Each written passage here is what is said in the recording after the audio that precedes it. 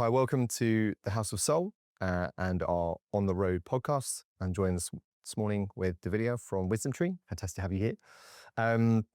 Obviously, you and I spend quite a lot of time together, so it's always wonderful we can have a slightly more focused conversation, learn more about what WisdomTree is doing.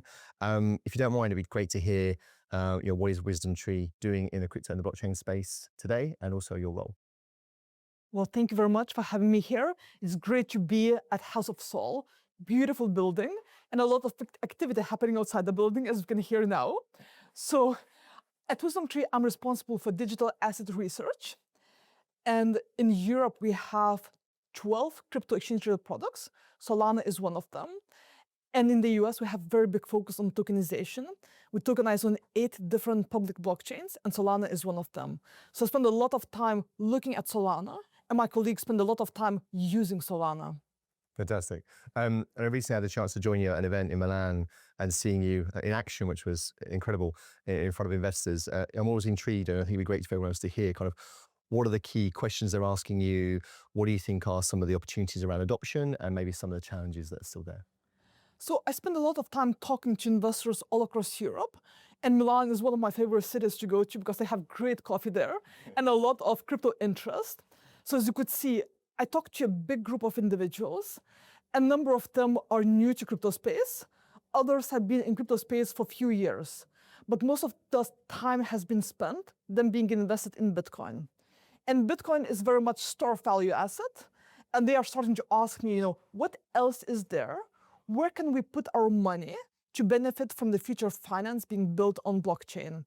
And that's when I talk about Solana and a few others exposures that they should consider for their portfolios. Fantastic. I guess more broadly, again, it's always intriguing to hear your view on the market. Solana itself, all-time highs, over 2.5 billion in real-world assets, 650 billion of stablecoin volumes across. What's your view around real-world assets, stablecoins, market infrastructure? Is this starting to come together? Yes, it's absolutely starting to come together. But what I like about Solana the most is that you're able to monetize what is happening on blockchain. And that is very, very important for investors.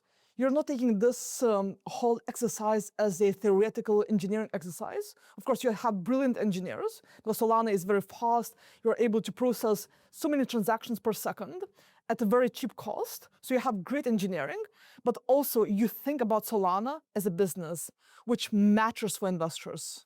Fantastic, great to hear.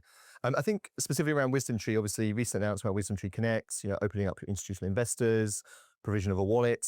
I'm always intrigued to hear, what was the driver behind that? Why, you've always been an early adopter, you've always been leading the market. How did that build to that moment?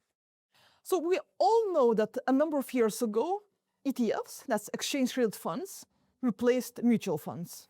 Of course, that replacement is still happening. It's going, but now when investors think about putting their money in, most of them are going into ETFs. And we, as WisdomTree, we can see the future coming where tokenized funds are replacing ETFs. Because now there is a big portion of the world that is purely on-chain. Yep. So they want to invest into exposures that they're looking for on-chain.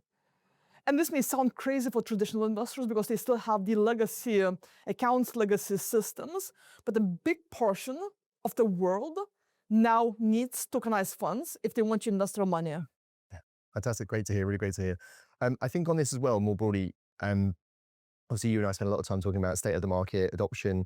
What's your view on DeFi, decentralized finance? And, is this an opportunity? Are we still early? How do you see institutional investors start to catch that kind of innovation potential and potentially new markets, new venues? So for me, DeFi, the angle that I always like highlighting is yield. Because yield matters.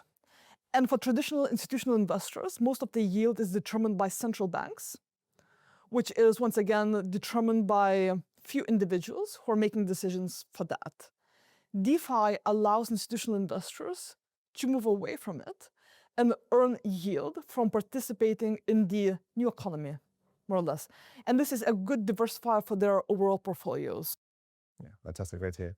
I am obviously you and I are quite European orientated. Again, it's always interesting to hear what's your view on the kind of the European market more broadly, like where are the opportunities, where are the challenges, where do we need to do more? Always intrigued to hear. I always say that I'm a proud European. I work for an American company. I have many American colleagues, but I'm always proud European because here in Europe, we have had crypto exchange-traded products since the end of 2019. There was a big hurrah when Bitcoin and Ethereum ETFs were listed in the US a couple of years ago, but they were late. And in Europe, we have had products that participate in staking also for a number of years. So for example, Solana exchange-traded products, they do participate in staking and they give additional yield return to investors.